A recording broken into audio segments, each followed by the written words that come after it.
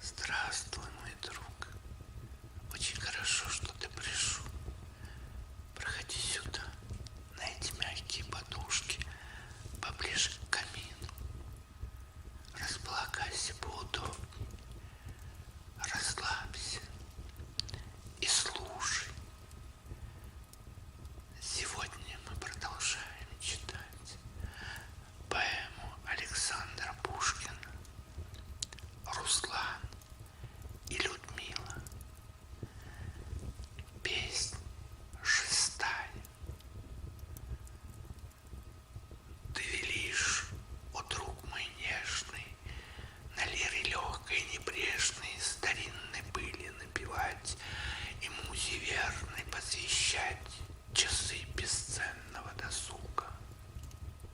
Ты знаешь, милая подруга, поссорясь с ветреной молвой, твой друг блаженством баянный забыл и труд уединенный, и звуки лиры дорогой. От гармонической забавы я негою поен отвык, дышу тобой, и гордой славы невнятен мне призывный клик. Меня покинул тайный гений и вымыслов, и сладких дум. Любовь и жажда наслаждений одни преследуют мой ум. Но ты велишь, но ты любила рассказы прежние мои, предания славы и любви. Мой богатырь, моя Людмила, Владимир, ведьма Черномор и финно-верные печали твое мечтание занимали. Ты, слушая мой легкий вздор, с улыбкой иногда дремала, но иногда свой нежный взор нежнее на певца бросала. Решусь, влюбленный говорун, касаюсь вновь ленивых струн, сажусь у ног твоих и снова бренчу про витязя молодого. Но что сказал я? Где Руслан? Лежит он мертвый в чистом поле, уж кровь его не льется боли. Над ним летает жадный вран, безглазен рог, недвижны латы, не шевелится шлем косматый. Вокруг Руслана ходит конь, поникнув гордой головою, в его глазах исчез огонь. Не машет кривой золотою, не тешится, не скачет он и ждет, когда Руслан воспрянет. Но князя крепок хладный сон, и долго щит его не грянет, а Черномор, он за седлом, в котомке ведьмою забытый, еще не знает ни о чем. Усталый, сонный, сердитый, княжну, героя моего, бранил от скуки молчаливо. Не слыша долго ничего, волшебник выглянул. О диво! Он видит, богатырь убит, в крови потопленный лежит, Людмилы нет, все пусто поле. Злодей от радости дрожит и мнит: свершилось, я на воле. Но старый Карло был неправ. Меж тем наивный, осененный, с Людмилой, тихо усыпленный, стремится к Киеву Варлав. Летит надежды, страха полный, пред ним уже днепровские волны, в знакомых пажитях шумят, уж видя златоверхий край.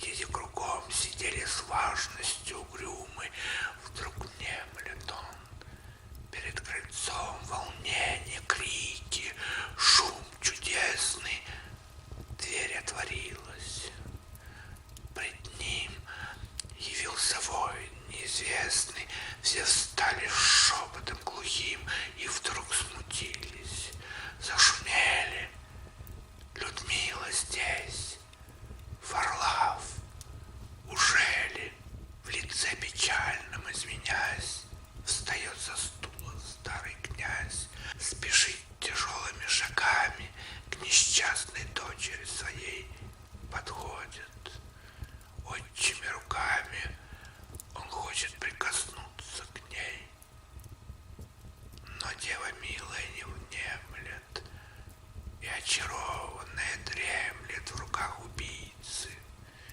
Все глядят на князя в смутном ожидании, и старец беспокойный взгляд сперил на витязя в молчании. Но хитро перст к кустам прижав: «Людмила спит», — сказал Варлав. «Я так нашел ее недавно в пустынных муромских лесах у злого лешего в руках. Там завершилось дело славно. 3 дня мы бились. Луна над боем трижды подымалась, он пал, а юная княжна мне в руки сонную досталась. И кто прервет сей дивный сон, когда настанет пробуждение, не знаю. Скрыт судьбы закон, а нам надежды и терпения одни остались в утешении». И вскоре с вестью роковой молва по граду полетела, народа пестрою толпой городская площадь закипела. Печальный терем всем открыт, толпа волнуется, валит туда, где на одре высоком, на одеяле парчевом княжна лежит во сне глубоком. Князья и витязи кругом стоят унылы, глазы трубны, рога, тимпаны, гусли, бубны гремят над нею. Старый князь, тоской тяжелой снурясь к ногам Людмилы, сединами приник с безмолвными слезами. И бледный близ него Варлав в немом раскаянии, в досаде трепещет, дерзость потеряв. Настала ночь. Никто в ограде очей бессонных не смыкал. Шумя теснились все друг к другу, о чуде всякий толковал. Молодой супруг свою супругу в светлице скромной забывал, но только свет луны двурогой исчез пред утренней зарей. Весь Киев новою тревогой смутился. Клики, шум и вой возникли всюду. Киевляне толпятся на стене городской и видят в утреннем тумане шатры белеют за рекой. Щиты, как зарево, блистают, в полях наездники мелькают, вдали подъемля черный прах, идут походные телеги, костры пылают на холмах. Беда, восстали печенеги. Но в это время вещий Фин, духов могучий властелин, в своей пустыне безмятежной спокойным сердцем ожидал, чтоб день судьбины неизбежный, давно предвиденный, восстал. В немой глуши степей горючих, за дальней цепью диких гор, жилище ветров, бурь гремучих, куда ведьми смелый взор проникнуть поздний час боится, долина чудная таится. И в той долине 2 ключа, один течет волной живою, по камням весело журча, тот льется мертвою водою. Кругом все тихо, ветры спят, прохлада вешняя не веет, столетние сосны не шумят, не вьются птицы, лань не смеет в жар летний пить из тайных вод.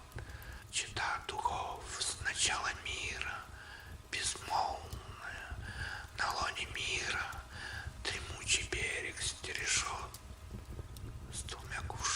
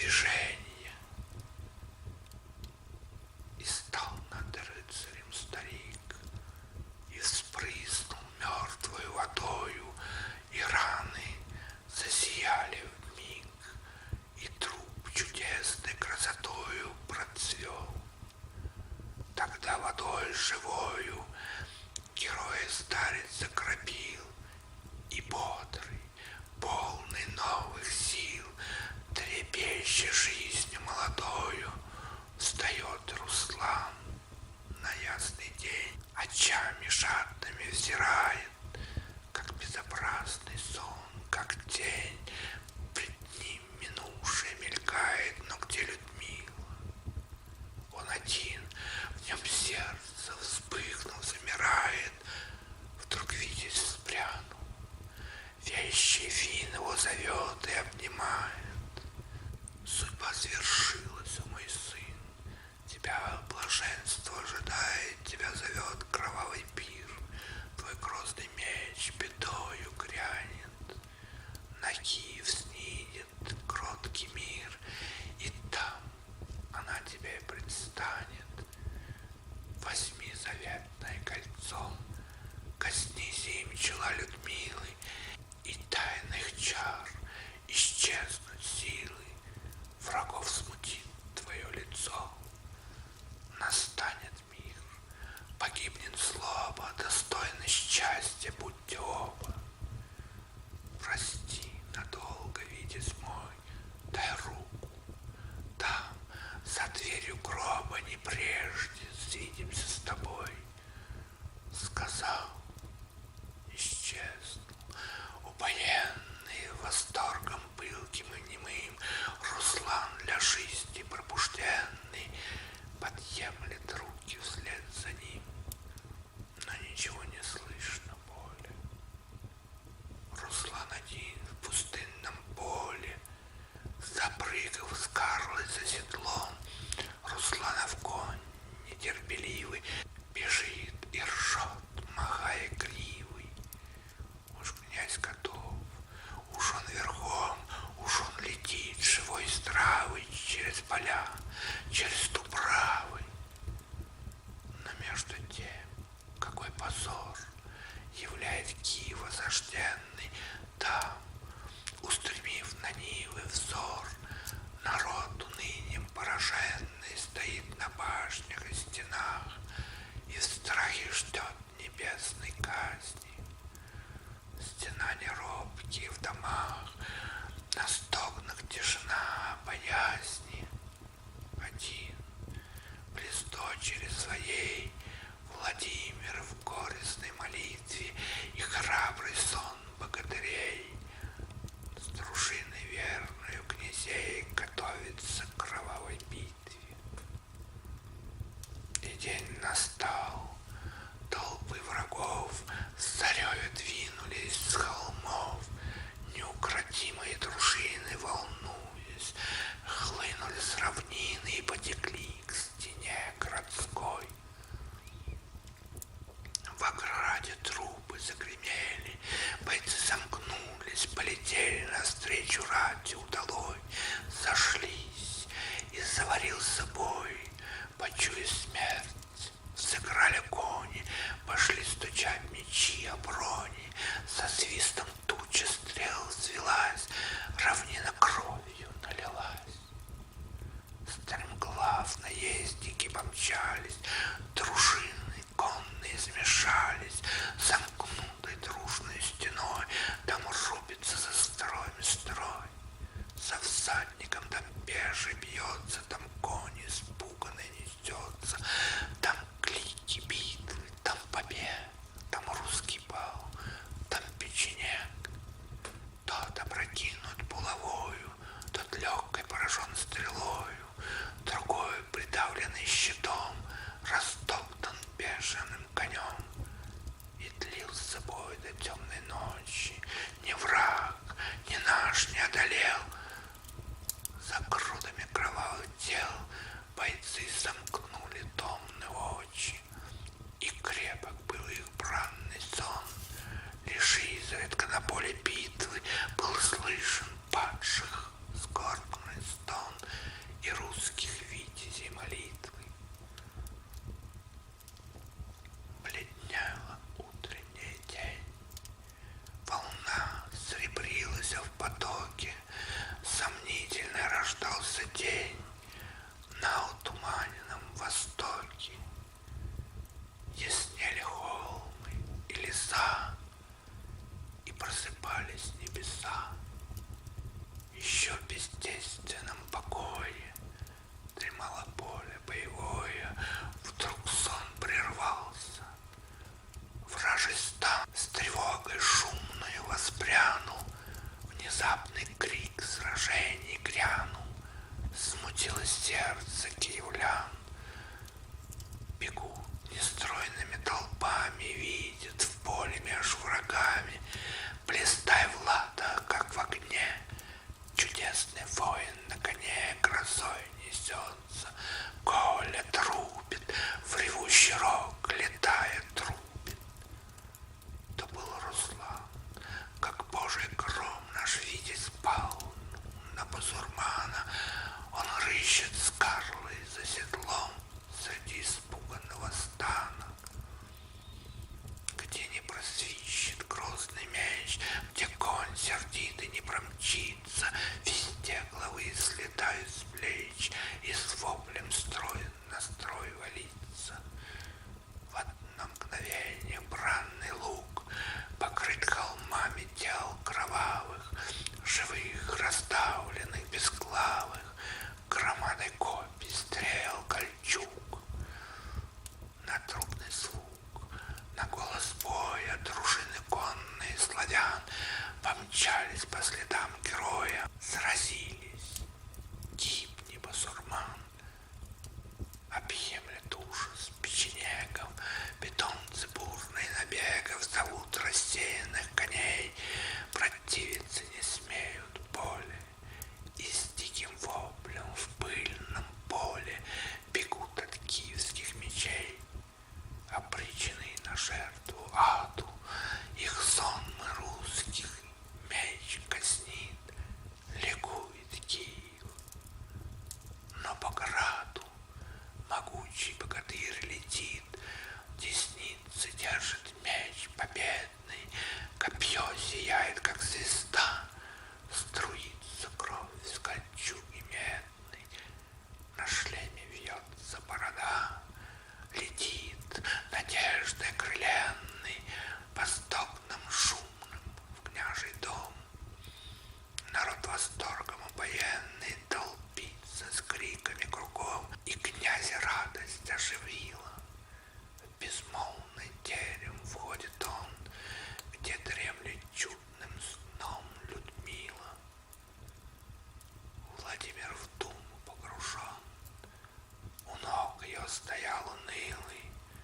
Он был один, его друзей война влекла в поля кровавый, но с ним Варлав, чуждаясь славы вдали от вражеских мечей, в душе презрев тревоги стана, стоял на страже у дверей. Едва злодей узнал Руслана, в нем кровь остыла, взор погас, в устах открытых замер глаз, и пал без чувств он на колено. Достойной казни ждет измена, но помня тайный дар горца, Руслан летит к Людмиле спящей, ее спокойного лица касается рукой дрожащей. И чудо! Юная княжна, вздохнув, открыла светлые очи. Казалось, будто бы она дивилась столь долгой ночи. Казалось, что какой-то сон ее томил мечтой неясной, и вдруг узнала — это он. И князь в объятиях прекрасной, воскреснув пламенной душой, Руслан не видит, не внимает, и старец в радости немой, рыдая, милых обнимает. Чем кончу длинный мой рассказ, ты угадаешь, друг мой милый, неправый старца гнев погас. Варлав пред ним и пред Людмилой у ног Руслана объявил свой стыд и мрачное злодейство. Счастливый князь ему простил, лишенный силы чародейства, был принят Карла во дворец, и бедствие празднуя конец, Владимир в гриднице высокой запировал в семье своей. Дела давно минувших